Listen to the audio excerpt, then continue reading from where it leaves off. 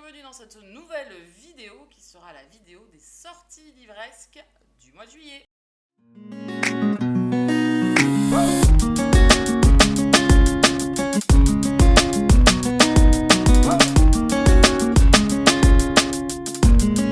Il y a du beau, comme d'habitude, il y a quelques petits bouquins, comme d'hab. Vous savez que j'ai du mal à choisir, que j'aime fouiller, avoir l'embarras du choix, et bien là, c'est un peu ça. Donc les copains sont là, puisque c'est encore une fois en live qu'on le fait lors du Twitch. Donc on a Alex qui nous dit bonjour YouTube. Il faudrait que je mette un chat. Faut que j'y pense la prochaine fois, comme ça vous pourrez lire au fur et à mesure. Ça serait pas mal. On dirait Claire Chazal, exactement. Tu m'as pas rajeuni non plus quand même. T'as pas pris quelqu'un de plus jeune. Merci beaucoup. Et Rémi aussi vous dit bonjour. Et Elodie. Voilà. Donc on est parti. Lance le diaporama. Le premier, c'est Ses plaisirs violents, le tome 1, qui sort en poche. C'est un roman qui est déjà sorti en grand format, qui était magnifique en grand format. Et donc maintenant, il sort en poche, avec une très jolie couverture également. On est en Chine en 1920, et c'est une histoire revisitée à la Roméo et Juliette. Le fait qu'on se retrouve plutôt sur quelque chose qui se passe en Chine me tentait bien. J'ai vu quand même pas mal d'avis passer dessus, ça a l'air pas mal du tout. C'est vraiment une romantaisie un peu avec des complots politiques, amour impossible, voilà, donc ça me tente beaucoup. 23 c'est énorme. Mais non, jolie cette couverture. Oui, alors les couvertures des deux premiers tomes qui sont parus en grand format sont sublimes. Très bonne duologie, très jolie couverture.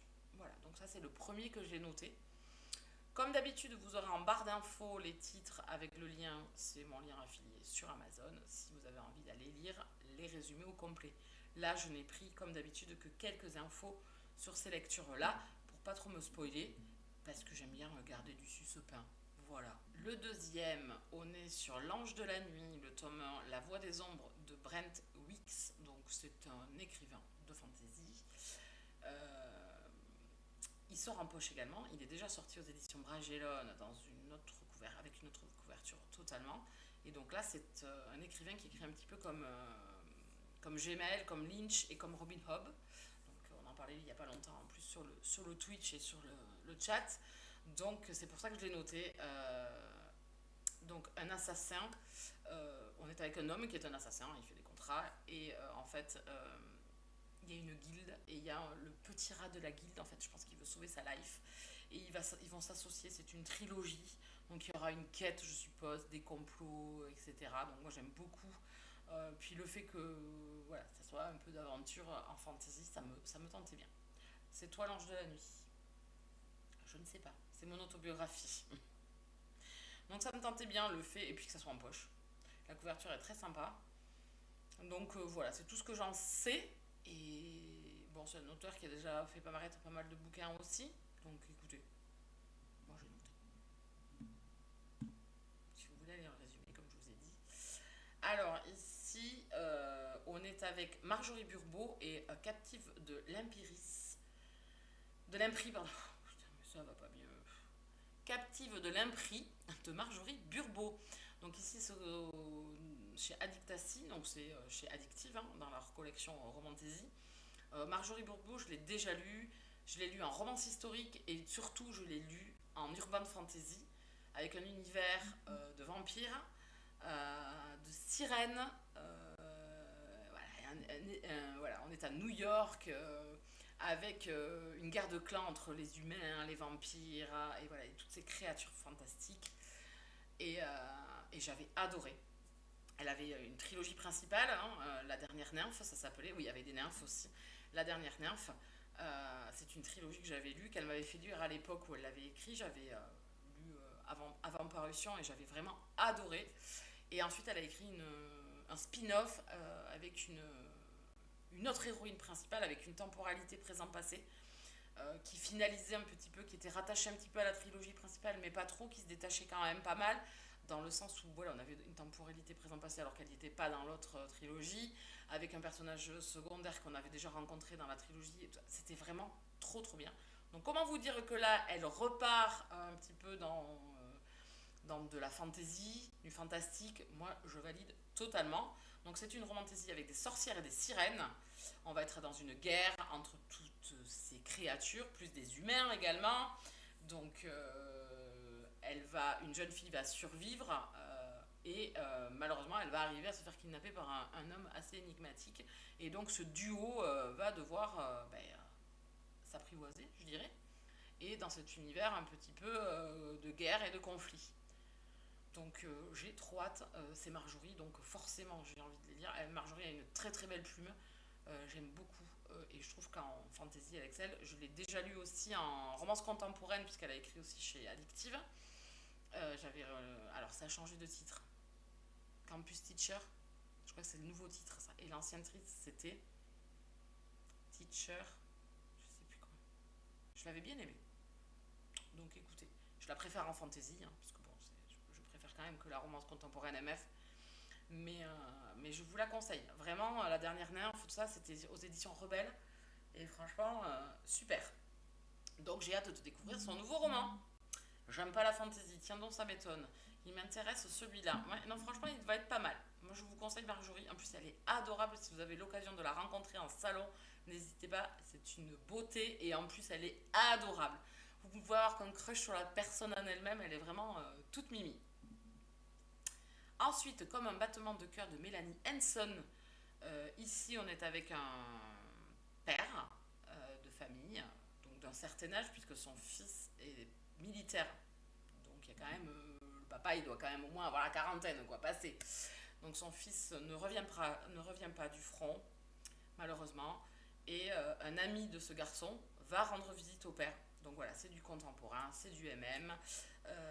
Il va y avoir une relation, on va parler de deuil, bien évidemment. On va parler de militaire, etc. Donc celui-là, comment vous dire, que je pense qu'il va faire partie de ces romans que je vais demander. En plus, la couverture est sublime. Je la trouve magnifique. Elle est sobre, si vous voulez, mais je la trouve vraiment très très belle. Donc, oui, militaire, oui, voilà. Donc, à l'attaque, exactement, je le veux. Moi aussi, donc celui-là, je pense qu'il fera partie de ce que je vais demander. J'ai hâte. Donc, c'est de la romance contemporaine dans le milieu militaire. Et moi, franchement, ça fonctionne toujours plutôt bien par ici. From the Embers de Ali Martinez aux éditions Chatterley. Donc ici on est avec alors c'est très énigmatique, on a un drame, on a une explosion, donc dans le résumé on nous dit ça, il y a eu un boom et en fait un homme se retrouve avec dans les bras une femme mais c'est pas la sienne. Voilà, et donc deux âmes séparées, drame, destin, proximité forcée, romance. Donc écoutez, j'en sais pas plus et je veux vraiment pas en savoir plus. J'avais beaucoup aimé la couverture et voilà, que ça reste quand même très énigmatique. Voilà, le fait qu'il ait une femme, alors est-ce qu'il l'a sauvée et est-ce que malheureusement c'est pas la sienne? Est-ce que c'est un attentat? Est-ce que c'est une maison qui explose? Est-ce que c'est qu'est-ce qui s'est passé quoi? Donc du coup, ça m'a trop tenté, je l'ai noté. C'est une sortie que je vais regarder. Peut-être qu'il sortira en poche. C'est très énigmatique, même le résumé, je l'ai lu deux fois, j'ai pas tout compris. Je dis, bon, laisse tomber, je vais prendre juste les infos qu'il me faut. Ça me tente bien, le fait d'avoir destin, drame, proximité forcée, romance. Je dis, oui, je valide. On poursuit. J'ai pas la couverture finale. Je crois que là, c'est la couverture. Si. C'est la couverture finale, ça? Oui, je sais plus. Events Official Blessing tome 1. Alors, je le prononce très très mal, c'est pas très grave, hein, de Mo Xian Tang Xiu. Ça sort aux éditions Bookmark. Ça sort dans les derniers qui sont sortis. Donc, ici, on est avec, cette fois-ci, toujours dans le même univers, un petit peu, que ceux qui sont déjà parus. Fantasy, Chine, fantôme, démon, MM. Je dis oui, moi. Oui, oui, oui, oui. On me censure, mais non, on ne te censure pas. Coucou Malicia, on est en train de faire les sorties livresques. Donc celui-là, je l'ai noté aussi, même si j'ai pas lu les autres déjà parus de cet auteur aux éditions Bookmark. Ils me tentent, ils sont dans ma wishlist. Donc un jour, je sauterai le Pax. Mais j'aimerais bien les lire dans l'ordre, en fait, de leur parution chez Bookmark. Voilà, c'est un petit peu bête, mais voilà, je suis un peu psychorigide là-dessus. Que voulez-vous? La couronne d'aubépine de Cléo Blackwood. Pardon, je lui ai failli lui corcher son nom. Donc ici, on est avec une princesse, alors, deux pays en guerre, deux pays, voilà. Donc une princesse qui va s'enrôler dans l'armée ennemie, qui va se cacher parmi cette armée ennemie pour essayer d'influencer le cours des choses du côté adverse, d'être tenu informé et éventuellement de monter dans les strates pour pouvoir influencer peut-être les événements. Et un prince faé qui peut être assassiné. Donc ces deux personnages-là sont ennemis, mais vont devoir s'allier. Donc parce que des gens de son propre clan, à ce prince, veulent le tuer. Donc du coup, c'est un enemies to lovers, mais ça va être deux personnages qui vont devoir, voilà, une proximité forcée, devoir s'allier surtout face aux autres. Donc voilà. Et allez, ça se roule encore une galoche, mais oui. Je l'ai trouvé la couverture très sympa. Elle est trop belle, ouais. Coucou Anna. Je prends en cours, je regarderai la vidéo. Pas de soucis. On continue, du coup, celle-là me tentait bien. Une romantaisie là encore. Bien évidemment que j'ai dit, bah oui, oui, oui, ça me tente bien. Ensuite, on change de registre avec la stratégie du papillon de Christophe Vass aux éditions Pocket. On est dans du thriller ici cette fois-ci. Je sais plus où je l'ai mis. Donc on est avec une femme séquestrée qui réussit et qui n'a plus aucun souvenir, donc qui est amnésique. Elle est séquestrée, se trouve dans une pièce, elle ne sait pas ce qui se passe, mais un événement va faire qu'elle arrive à s'enfuir, donc elle court dans une forêt pour essayer de rallier la ville la plus proche, mais sauf que son prédateur est à ses trousses. Voilà. Donc en même temps qu'elle doit s'échapper, fuir son prédateur, elle doit aussi essayer de retrouver la mémoire et qu'est-ce qui lui est arrivé, qu'est-ce qu'elle fait là, qu'est-ce qui s'est passé, tout ça, tout ça. Et je trouvais que c'était, j'aime bien, c'est un petit peu à tambour battant quand c'est comme ça. Donc un petit peu une course contre la montre pour sauver ta vie. Ça fonctionne toujours bien avec moi aussi. Et lui, il me tente trop, le résumé m'a fait penser à Animaux Nocturnes. Ouais, donc du coup, je l'ai noté. Et comme il sort en poche, je trouvais ça pas mal. Donc écoutez, attendez, je vais me mettre là. Ah, ça serait mieux. Ah oui. À l'aise Blaise. Allez, on continue, désolé. Ces vidéos YouTube vont être n'importe quoi au bout d'un moment. Ensuite, c'est une suite de saga avec le grand méchant loup. Donc là, on est au tome 5, c'est Crioulou de Charlie Adara. Là, c'est du romantique suspense fantastique, puisqu'on est avec un agent du FBI qui fait équipe avec un métamorphe, puisque il y a un gouvernement métamorphe qui est mis en place. Les humains continuent leur type de vie, ils essaient de cohabiter, et donc il y a une cellule d'enquête, une cellule gouvernementale où ces deux clans, humains et métamorphes, doivent s'allier pour essayer d'enquêter sur les meurtres qui sont commis soit du côté humain sur des métamorphes, soit à l'inverse, des métamorphes sur les humains. Et donc ce duo en fait est formé au départ. On n'est pas sur la grande entente, on est plutôt sur un début d'Enemies to Lovers, et forcément la relation va évoluer entre ces deux personnages. J'avais adoré le tome 1. Est-ce que j'ai continué? Non, mais j'avais vraiment adoré, donc il faudrait que je continue. Et en plus, Bookmark, donc là c'est le dernier tome, mais les tomes précédents, en fait, la série va être éditée en semi-poche. Donc vous savez, comme certains Lost Kingdom, comme Le Royaume du Nord, qui était sorti en semi-poche, et bien celui-là là, va en faire partie et il devrait sortir là, dans l'été ou début septembre, je crois. Ou maintenant, je sais pas. Enfin là. Donc écoutez, je pense que je me les achèterai au fur et à mesure en papier, en semi-poche. Du coup, ça me tente de reprendre. La couronne de l'épine, c'est chez Corrigan. Ah oui, bon, c'est chez Corrigan alors. Ça me fait penser à Immemoria. Ah, d'accord. J'irai voir ce que c'est Immemoria du coup. Tire à la bobinette et la chevillette Chéra. Vas-y Alex, dis-le. J'aime pas les métamorphes. Bah oui, on l'attendait tous. On le savait. Donc c'est une saga que je continuerai. Ici on est sur un historique, ça s'appelle, je ne me rappelle plus, ah oui, Le médecin de Cape Town. Donc ici en fait on est dans les années, on est au 19e siècle, on est avec une jeune femme qui se fait pousser par un médecin, homme, à poursuivre. Il lui apprend la médecine, Mais sauf que, ben non, il n'y a pas de médecine pour les femmes à cette époque-là.